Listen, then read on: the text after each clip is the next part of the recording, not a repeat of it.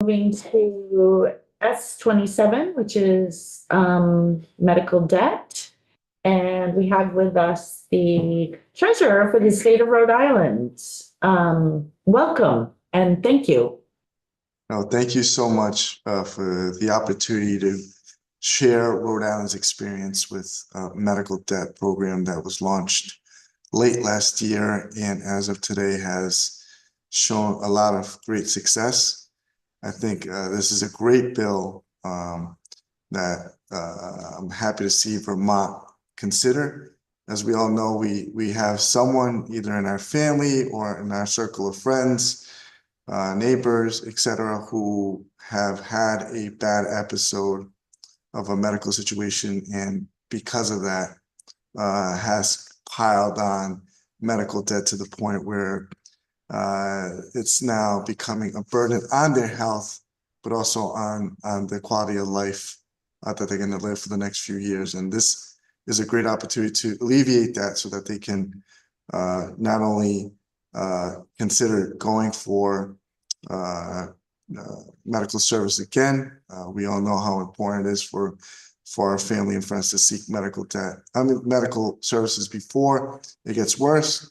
Preventative care is important, and also just be able to make them feel good again, that they can have some economic independence. So the legislature in Rhode Island allocated $1 million last legislative session, and as soon as that was approved and we were given the mandate to start the program, we reached out to Undo Medical Debt, a nonprofit with a track record that has dealt with many other states, and we contracted with them, announced in October, very aware of the folks who would qualify, which is even easier because there's no application process, and that gives us the ability to be able to promote the program and not have to worry too much about the outreach of having to inform the folks of how they qualify for this program. This is an automatic program that people qualify for based on them meeting the guidelines of having a poverty level of 400% below the poverty line, or if the medical debt assumes 5% of their total net income each year. And as I mentioned, we announced this program in October. Thus far, we've been able to waive several $1 million of medical debt. It's very low cost because it's older debt that's much cheaper. We've been able to impact over 2,000 folks here in the state of Rhode Island, and they're going to start receiving letters being notified that the debt has been relieved. So a lot of success here in Rhode Island with a trusted partner like Undo Medical Debt. And we're excited to share our experience and open it up for any questions you may have. Any questions for the treasurer? Leslie. Thank you. Thank you very much. I'm just wondering, it sounds really something important and something totally support, but is there any downside that you learned about? Sorry, repeat that one more time. I was just wondering if there was any downside. I was just saying I totally support it. It's excellent. I want it to pass, but I'm just wondering if there were any downsides that you noticed. As of right now, no. As I mentioned, we've been able to buy over $7 million of medical debt for just under $100,000. Again, I think in the future, what we'll see is as we start taking out some of this older medical debt, the newer medical debt will be a little more expensive. So that could be a potential downside, but I think it is still years away before we get there. Right. This kind of it takes us in a slightly different direction, but it's connected to the point here. As Rhode Island is buying down medical debt, what else is Rhode Island doing to control future medical debt? like, I'm aware that Rhode Island has invested in primary care, for example, and learned from that. I don't know. I know you're the treasurer and you're not in the legislature, but you do manage the state's money. So I'm curious if you have any insights. Yeah, I think it's you know, healthcare is alongside housing, two important issues that the state is confronting. Not only because of high costs of medical service, but also there's great concern about the lack of doctors servicing or being available to our residents. And so there's a multi-pronged approach that every elected official is taking to confront this. I think for us and the aspect of medical debt, not only are we focusing on what we have in front of us through the powers of the legislature, but we're also looking at other opportunities for the next year, which is capping medical debt at a certain percentage so that they can't continue, you know, overburdening folks who don't have the ability to pay. I know that there's just been a big announcement around Brown taking one of our hospital systems. So that's another consideration to hopefully expand services, provide better services, and hopefully bring down the cost. But for in the near future and in my purview of priorities is looking to cap interest rates that are being charged by the medical debt service that gets incurred. But Rhode Island also passed last year that none of this medical debt impacts credit reports, which is another big step so that folks, you know, are not losing sleep or impacting their mental health because now they can't buy a home because of medical debt or be able to buy a vehicle for transportation purposes or even qualify for a rental property. Many folks are considering fair reports a factor in qualifying for rental property. So I think Rhode Island's been bold, but we still have many issues lying ahead of us. Any other questions? Has the process begun around removing medical debt from credit reports already? I know that you're just in your first 100,000 of this. Has that process started and have? Yes, the law. The legislature passed it late last year, so the law became live July 1st. So it's in the process as we speak. I think there's been a lot of relief from folks around the state because they now see it. They now see a new opportunity in their life to just regain that confidence, that self-esteem, and that economic, hopefully, a power that they want to have to be able to live a good quality of life here in our state. Do you have numbers on how many people have had medical debt removed from their credit reports? Not yet, but I can get that to you as soon as we find out. Okay. How has Undo been to work with from the perspective of a state? It's been great. It's been great. There was a lot of concerns about the information that was going to be shared, and obviously HIPAA is important, and they manage all that. They're very transparent with their process, not with the reports, because I don't think the treasurer's office should have access to who's getting the actual debt waived and all the information that comes with that. So Undo, through a contract, complies with everything that we think protects the consumer and, more importantly, delivers the outcome that we hope to achieve, which is eliminate the debt of these folks that meet these criteria. Very good partners, and they're incredibly passionate. They're a nonprofit. They care about this work and their mission, and I think that if Vermont passes this, they should definitely consider Undo medical debt for this partnership. And I've reached out to our treasurer's office, but we did have an interesting question from another member not a concern, but I didn't know if in Rhode Island's contract with Undo, there was any sort of stipulation or question around this. But how exactly are consumers notified? And but the concern of the member that brought it up is that the communication may look like junk mail and people Yes. won't even know. But how, so do you have any idea how Yes. your and consumers that, are notified?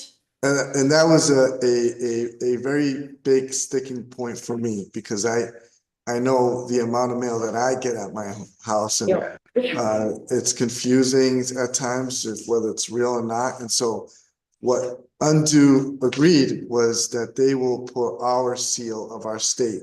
Okay. The letter is being mailed out so that folks know that this is an official government entity that's sending this letter. So we can show you, I don't think you can see it, but you know, here's the letter, Undo medical debt, my seal with my name, and that's also on the letterhead. I mean, on the envelope. On the I was envelope. gonna ask about that. Yeah, we were wondering if it was possible to have state of Vermont treasurer's office. Absolutely, Okay, didn't know if they would work with states on that. yes. Brian. Can you hold up their logo again, though? Can you Yeah. hold it up? Okay, I would be suspicious of that. I know. This one, and then it has our signatures Yes, too. that gets me, the seal and stuff, but that, if it was just Undo, I would throw that out. I would be like. Yeah. So, yeah.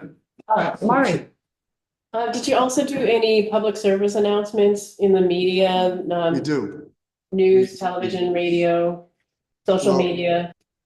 So again, website, we have created, we've promoted the program early on when we launched the program just to create awareness. But because of its success thus far, we've had some good media coverage around this, but it's always been in our DNA as we launch this, that we're going to continue making people aware because again, folks can get confused, concerned, especially our elderly folks, they might think this is a scam. Just the more information that we overflood the airwaves or social media, the better for our consumer and for us. It makes our work a little bit much more easy and more trustworthy. great. Thank you. Oh, Alan? What was the time span from the time you agreed to implement this to start to when it got implemented?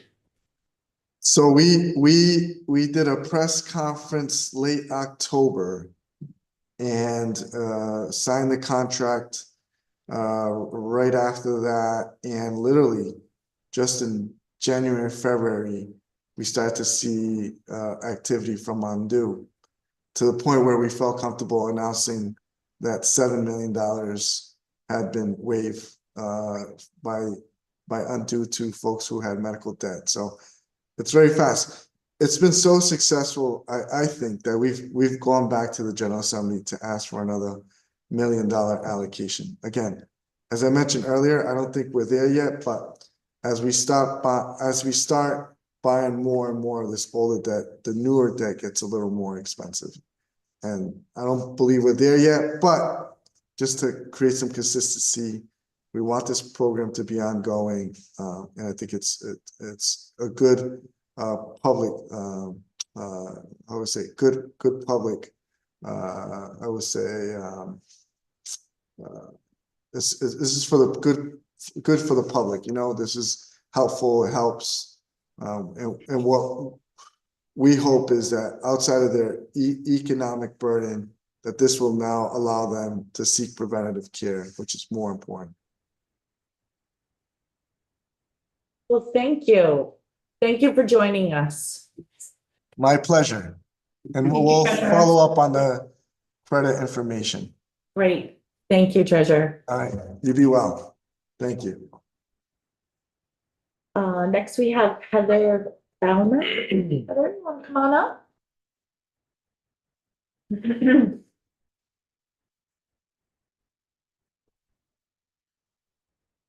morning. Good morning. Nice to see you all. Thank you for having me. I really appreciate it.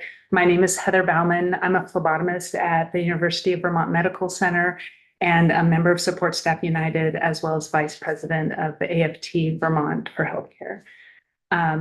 You know, Support Staff United is a union comprised of 2,400 of the lowest wage workers at the medical center. And AFT Vermont, though a teachers union in Vermont, is a healthcare union, and over 7,000 healthcare workers are represented. So I really appreciate, again, you having me back. I was here last year, and I very much appreciate you making space for the voice of organized labor in this conversation. We're in a moment of many crises, and one of them is the diminished voice of labor. And as you know, as I hear from my federal colleagues who are losing their right to organize and losing their access, I really appreciate that you're making space for our voice in this conversation. And I'm also very excited that it can be here on a day when we can just fully endorse and join in partnership with everyone to endorse the idea that lowering medical debt is a wonderful idea. My colleagues, my coworkers, my friends at the hospital work diligently to help make Vermont a safer, healthier place. We think of the people we work with, you know, it's interesting, this language around consumers, you know, these are patients, these are neighbors, these are our friends, and often it's us and our family members.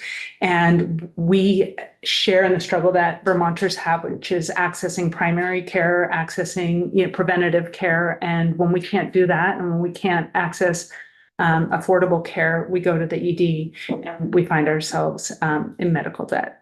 And we did a pretty comprehensive survey of our membership and found that many of our colleagues were carrying medical debt, that it was inhibiting them in their life and lifestyle, and that they were also, you know, many of them were in debt to our employer. And so the idea of creating some relief of that pressure on dedicated Vermont healthcare workers is really appealing to us. Of course, we know that, you know, medical debt is a crisis for all of Vermont, you know, however it hits you, if it hits you personally, or if you're, you know, in some other service where folks don't have money to spend because they're paying their medical debt. And as we sit in this moment where healthcare costs are rising exponentially, you know, it does, again, limit our ability to access care and our fear of accessing that care and pushing it to crisis points. And we end up in these horrible situations with crippling medical debt. Yeah, I mean, I just want to, again, say that there are a lot of conversations to be had, that this is obviously is not, and I know that the committee doesn't see this as a one and done situation, that this is a piece of the puzzle, that this is part of how we can start to make healthcare more accessible and affordable for Vermonters. And so I really appreciate being able to endorse this and to be able to work in partnership with you. Thank you very much for, you know, this legislation, for supporting it, and for having me here today. Thank you. Any questions? I feel like it's only fair to ask you the same question I asked the treasurer. Yeah. Not put you on the spot, but you know, if we pass this and we're like managing medical debt or trying to control additional medical debt, do you have any suggestions from the voice of labor about next steps to control cost and expand access to healthcare in Vermont? Well, I mean, AFT Vermont endorses the concept of a single payer healthcare, and that would be great, you know. But again, as we take our steps and move towards, you know, that concept of universal care that's accessible to all, this is a great way. This is a great step on that path.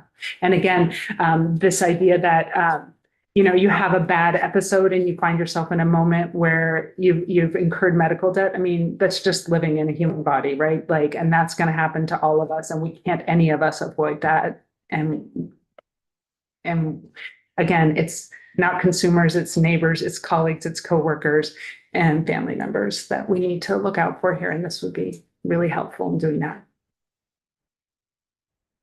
Thank you. Oh, did you have a question? Another Casey? question. I just want to say thanks to you and all the folks that you represent for all that you're doing for Vermont. I appreciate that. Thank you. And please, you know, it's not, there are 2,400 of us in my union. There's 7,000 of us in AFT Vermont, you know, in all of the unions. It's, I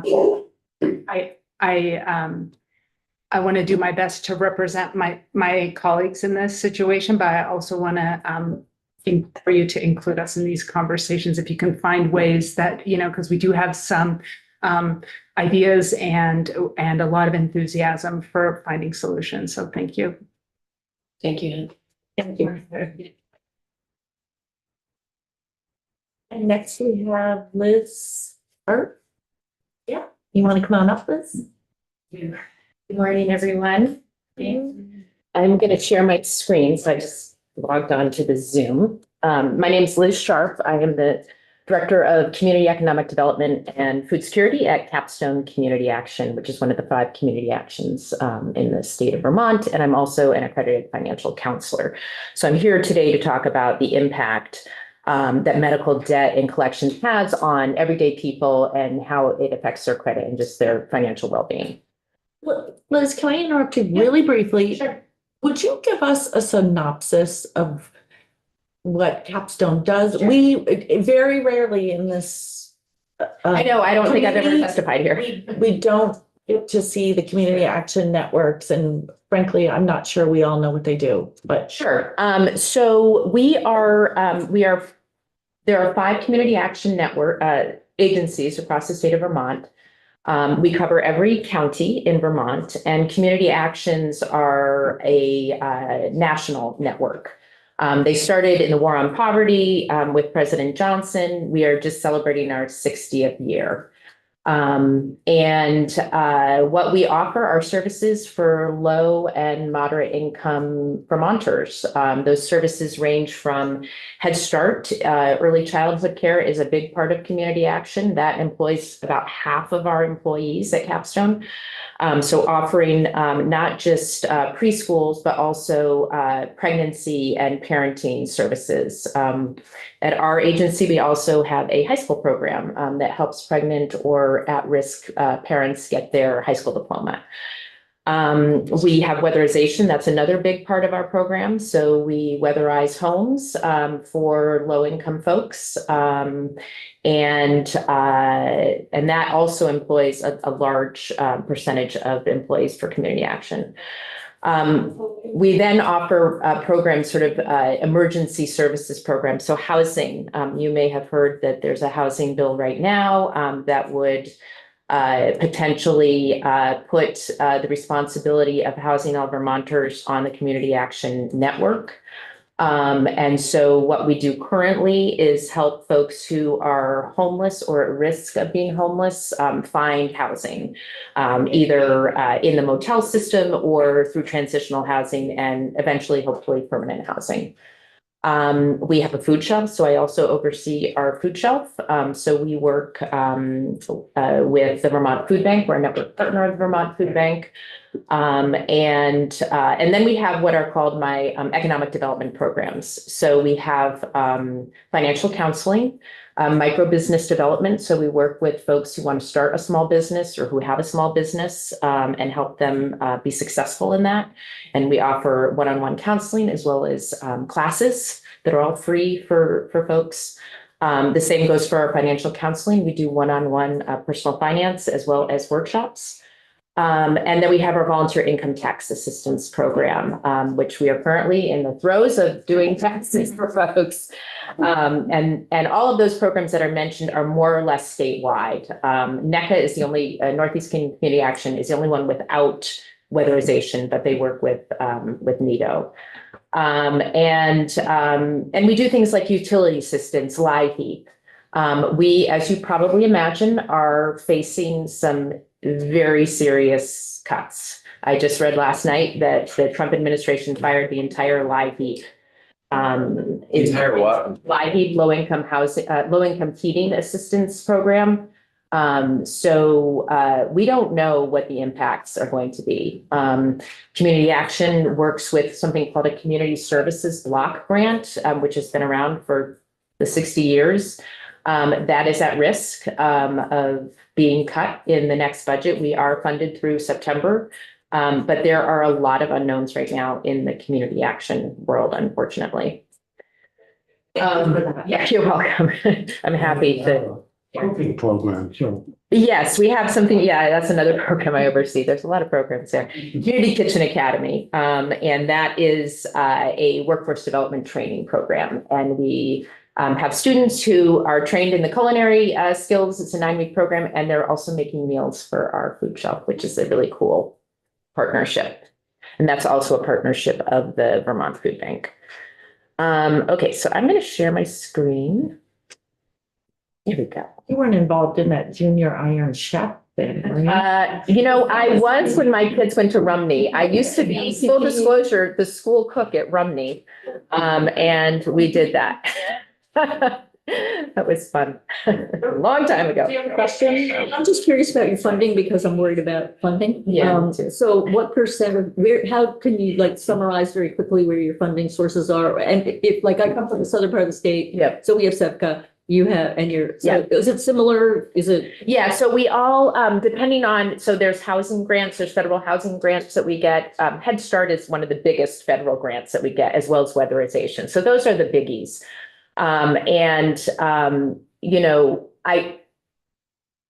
So far, like we've been able to, we did have some trouble drawing down on our Head Start grants at first, our Head Start funding when the administration first started. We haven't had that problem. I know NECA has had that problem. They continue to have problems drawing down federal funds. So I would say weatherization and housing are sort of, and Head Start are our biggest federal grants. Our community services block grant. So we have, I think it's around a $20 million budget, and the community services block grant is only like, I want to say 680,000 for us. So it's not a huge percentage of our budget, but it's foundational to our programs.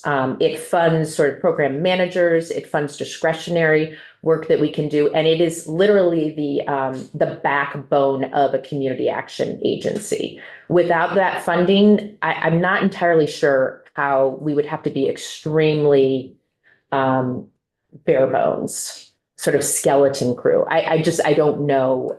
And none of us do, we are just sort of waiting to see. At this point, it kind of is seeming like death by 1,000 cuts. Like I've already lost 2 federal grants for my food shelf, which is about 40% of my food shelf budget for food. So like, it's just, and Head Start office in Boston just closed down, just fired everybody yesterday. I mean, there's a lot of serious like problems. And and so, just federal grants that I might apply for are not going to be available at this time. So The 600,000 you mentioned yeah, is 680. federal or state? That's federal. Federal. It's a block grant that gets passed through the Office of Economic Opportunity. And how much of your budget is from us, the state? So I don't know how much. Well, a lot of it is passed through the state. In my offices, I have my VITA program is about 70%. The Volunteer Income Tax Assistance Program is about 70% funded through the Treasurer's Office. That's been for about 2 years. I think this is our 3rd year of that funding. We also receive IRS federal funding for that program. I don't know the future of that funding. Our micro business development is basically 90% funded through the state, through Office of Economic Opportunity, and that's direct state dollars. And our financial coaching program, we are actually asking for an increase this year. It's on my slide. Do you guys see my slide? Sorry to distract you. No, that's okay. And I can just kind of tell Yeah, you. go for it. And then in terms of other programs, there are some like housing dollars and things like that. I don't know off the top of my head, but I could probably get that information to you guys. Our finance department can probably tell you exactly like what's coming directly from the state budget versus like pass through the state, if you'd like me to do that. Yeah, that would be great. Okay. Whoops, let me just see if I can. Okay, here we are. That was one of my slides telling you who we are and where we serve. So probably all of you in this room cover one of these areas. and the financial coaching, which is, why I'm here today to talk about the impacts of medical debt on people's personal finance. The network has at least one accredited financial counselor who goes through rigorous training and has to maintain their credentials through training every year. And what we do is help low and moderate income Vermonters with things like budgeting, credit coaching and credit building strategies, debt management, which is where the medical debt comes in. And we do some work with financial fraud. We had also been funded last year through the Department of Financial Regulation. We don't have that grant anymore, but that was some state funding that we had. And just navigating benefits, right? So a lot of times you may have heard of like the benefits flip, right? So folks who get a raise may then now lose their child care subsidy, or they might lose their food stamps or rental subsidies. And we offer basically weekly financial literacy workshops. So every week there's a financial workshop that anyone can join on Zoom. And so we, in the past, have been funded with $170,300, which equates to about $34,000 per agency. And we are asking for an increase. The increase was not put in the House budget, but we are hoping we can convince the Senate how important financial counseling is. And we've normally had to find funding. So some of us are more successful than others in the community action world to find philanthropic funding to support the financial counseling. So how the debt affects your credit scores. Some of you may know this already, but basically your credit score is comprised of these 5 components. And the 2 most important components are your payment history, so making payments on time, and also the amount that you owe. And so when you're looking at, and then some other things like what types of credit you have, if you're applying for new credit, and how long you've been in the credit history.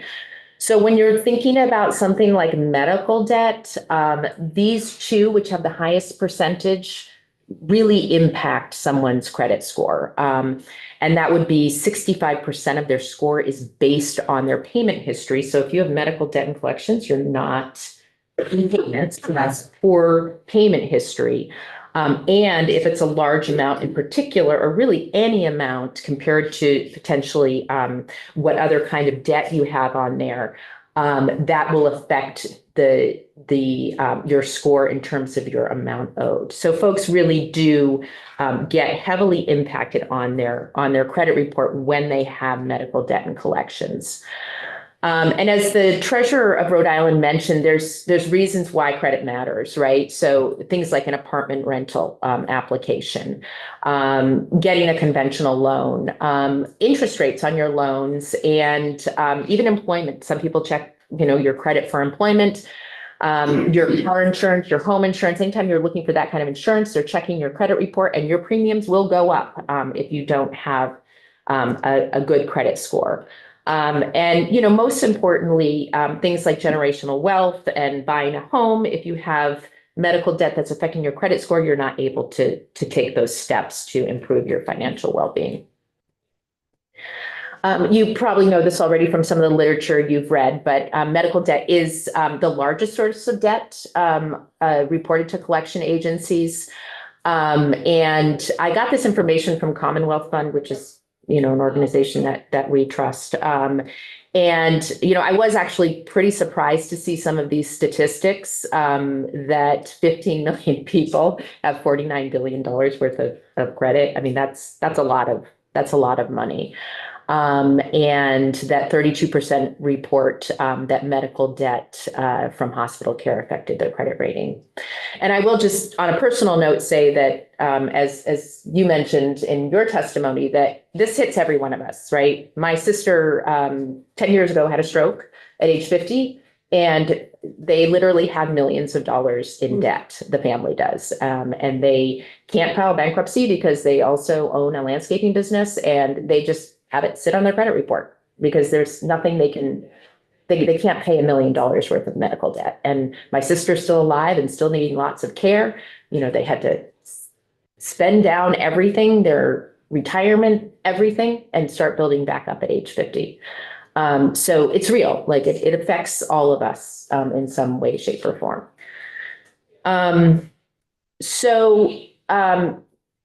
There, when I was asked to testify, I was like, didn't they take that? Didn't they actually say there was a national law that we wouldn't report it? And so I learned also that, despite the CFPB and the Biden administration finalizing the rule to prohibit credit reporting agencies from including medical debt on credit reports beginning in March, that has been put on hold. And the CFPB has been gutted once again. So we're back to like, yes, there's a reason why we want to take this off of credit reports because it's not happening on a federal level. However, it is true that if you have medical debt and collections under 500, those do not show up on your credit report, and that started in 2023. So I'm just going to share with you in closing an actual example of a credit report and medical debt and what it looks like, and also how the scores get impacted. I happen to, normally I don't, so I'm going to stop sharing because I got to bring up something else. Normally I don't keep people's credit reports because there really isn't a reason to, but there was a person that I worked with a few years back, an older woman who had medical debt on her credit report. And this, and what I'm going to show you is how the debt impacted her credit scores. Let me just go back to my Zoom here. Here we are. Share. Why is it showing this document?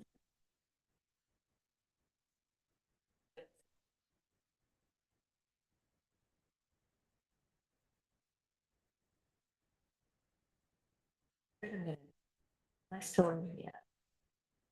So here it is on my screen. Why is it not?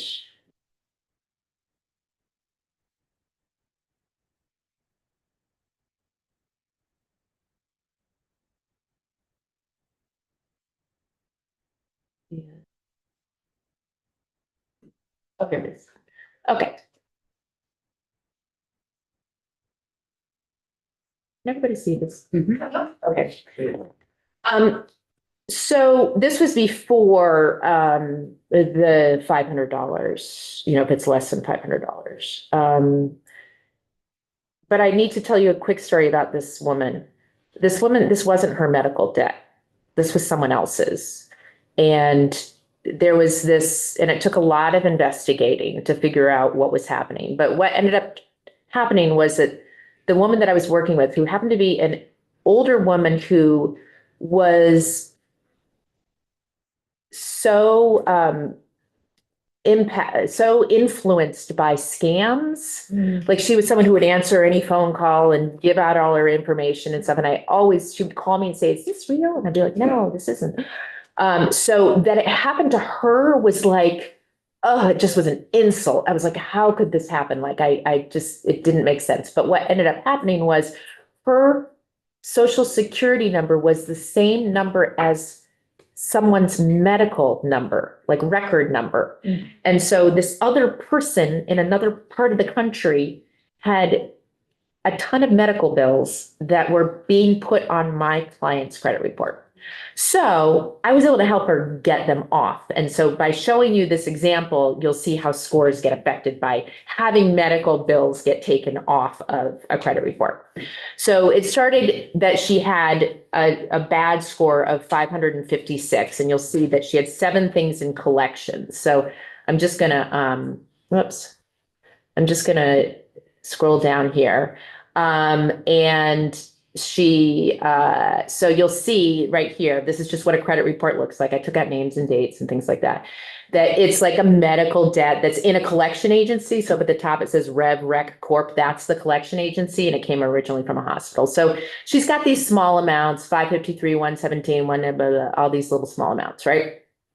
And then she had some normal things. Now, I will say that when this happened too, she also had a car loan with a terrible interest rate. And I think it was because she had had this medical debt and it was just, you know, it was not a good car loan that she had.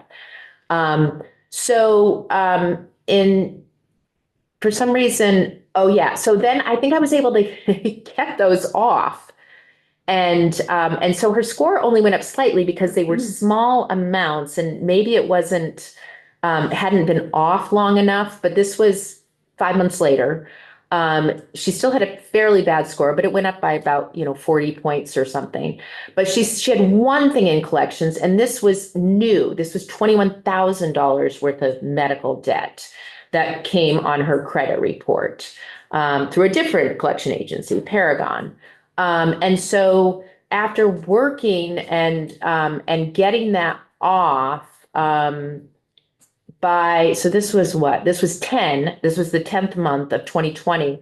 By the 5th month of 2021, her score had gone up to 624, which is more respectable, and she didn't have the medical bill and collections anymore.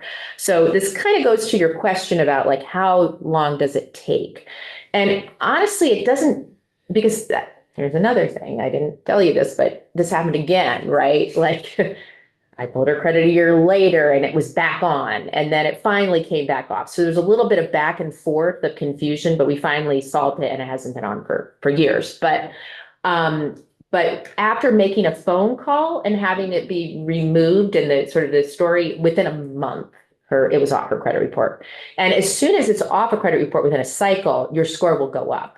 So it's still, unfortunately, because of the algorithms of credit reports, it can still sort of have an impact, even though it's not on there, because of just how credit scores work, like how they go up and down.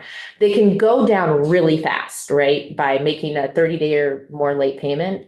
So like, let's say you're 5 days late on your mortgage, that's not going to affect your credit score. It has to be 30 days or more late.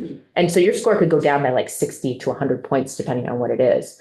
Getting it back up takes longer. Like it's just not as like instant as like, oh, now I'm back and now it's going to go up to 100 points. Does her 40 historical negatives, is That was, I think, include? no, I don't think so. I think those were she had some other things that went to what is it called? Like a debt consolidation company that was like helping her manage her debt. So, she wasn't perfect, but she was the last person that needed to have this happen. But it does show you that like, her score went up by about 75 points from the first time to when the medical bill came on her credit card in full. So anyway, that's just an example so you guys can see what happens. Okay, that's all I had to share unless folks have questions. Thanks for sharing that. Yeah, that was interesting. That is interesting. Do we have any questions for Liz? Leslie? I'm just wondering about the impact, if you have any sense of the impact of this bill on your clients. Yeah. So that's a good question. I think the impact, so a lot of our clients actually have Medicaid, so they don't fall necessarily into this category of folks, right? But it's more of our underinsured folks and moderate income folks who this will impact far greater. Mm-hmm.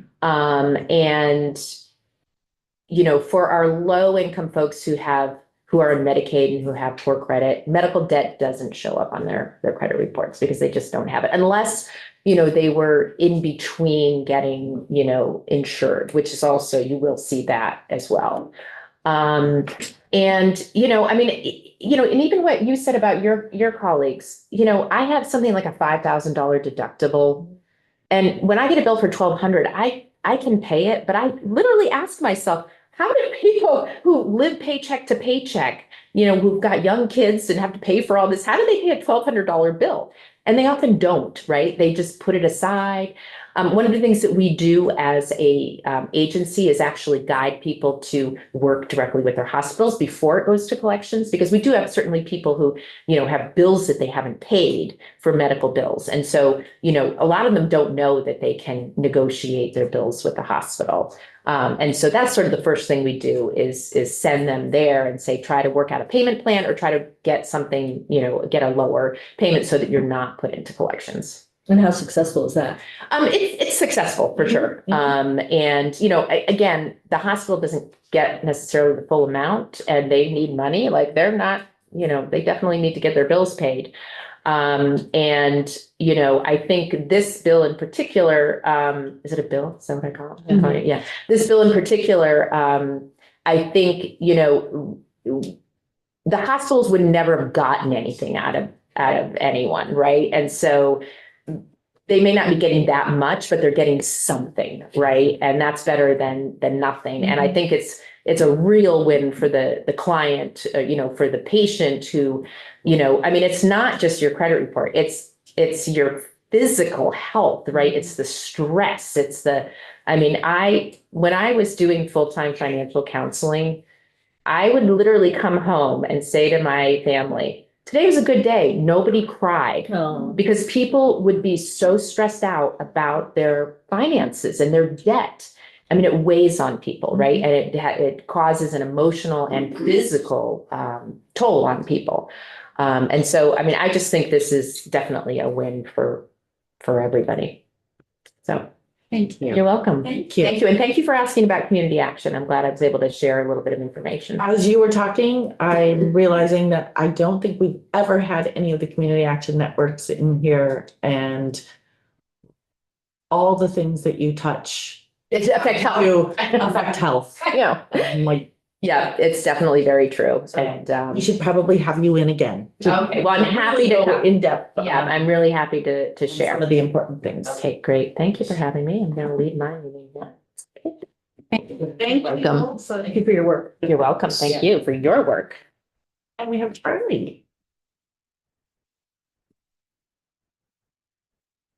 Good morning. How are you? I'm Charlie Glisserman. I'm the policy director at the Vermont Network Against Domestic and Sexual Violence. Thank you so much for having me in today to talk about S27. I would be happy to share a little bit about the network and what we do. This is the first time that we've been here this biennium. Sure, absolutely. We actually have time today, so yeah, let's. So the Vermont Network is our state's leading voice on domestic and sexual violence issues. We are a membership organization. We have 15 member organizations who are independent nonprofits that are providing direct services to survivors of domestic sexual violence and stalking, and also are doing prevention programming in their communities. So last year, the network together answered over 22,000 hotline and chat line calls from survivors and folks seeking support for survivors, and provided prevention programming to 15,000 members in their communities. The Vermont Network also operates several statewide direct service programs, including Vermont's Forensic Nursing Program, which trains, certifies, and supports a group of skilled nurses who provide forensic nursing care to victims of domestic and sexual violence and collect evidence with a standardized kit. I want to also note how grateful we were to the committee for including an appropriation in your recommendation to the House Appropriations for core services to stabilize the field. We are uniquely dependent on federal funds. The network is 70% federally funded, and some of our member organizations are over 90% federally funded. And so when we see things like news from Tuesday that the Division of Violence Prevention at the CDC appears to have been eliminated, which is a source of rape prevention education grants that come to the state of Vermont, we remain very concerned about what this impact will have on our field. And so we greatly appreciate support from you all and your colleagues in seeking $1.2 million to stabilize our field and support core services to prevent cuts to staffing and services. So I would be happy to speak a little bit about the bill I'm here to speak about today, unless folks have any questions beforehand. Anyone have any questions for Charlie? Only that it'd be great for you to send your information so we can. Absolutely, I'd be happy to. Thank you. Domestic and sexual violence remains a leading public health challenge in our state, and we see this bill as a step forward towards economic stability and health for survivors in Vermont. The National Institute of Health estimates that the lifetime financial cost of intimate partner violence exceeds $100,000 per female victim, and more than half of that are healthcare expenses. And so care ranges from emergency hospitalization or pregnancy complications to longer-term mental health care and chronic illness treatment. So survivors also have higher healthcare costs because of their victimization in the short term, but even years after escaping abuse, their healthcare costs remains high. These medical bills can pile up and prevent survivors from leading healthy, independent, and safe lives. Medical debt can force survivors to skip trips to the doctor or put them out of work or create another barrier to leaving an abusive partner. And of course, like anyone else, a drag down on credit scores makes it harder to secure a loan or have a home or start a business, further their education. And so we see S27 as an investment in Vermonters' health and safety and prosperity, and it can support survivors in being able to move on with their lives. So we'd be happy to answer any questions and appreciate again the opportunity to speak with the committee today. Any questions for Charlie? Pepper? I got the statistic for female victims. Do you keep records on male victims?